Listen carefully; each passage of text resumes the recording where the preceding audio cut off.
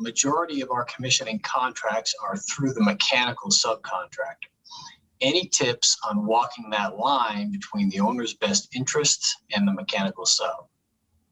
Again, that goes back to what we literally were just talking about, is that even though you're working for the mechanical contractor, all right, you still got to think about it.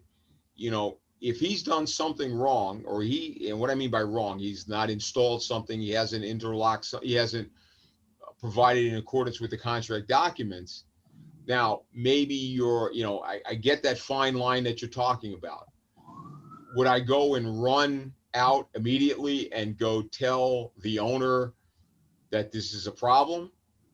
No, you would go to the person you're working for and go, hey, the contract document said to do this. You did that.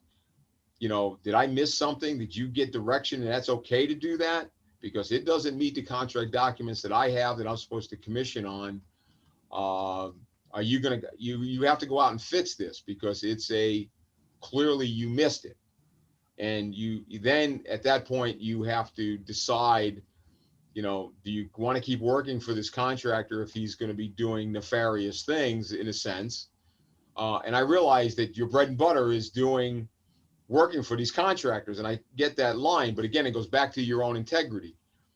If you have none, then okay, then don't do it right. But if you do, you're going to care because you want to do the job right and you want to get a reputation of doing the job right. It's just, you may want to have a sit down talk with the mechanical contractor and go, hey, hey, they may not realize they didn't do it.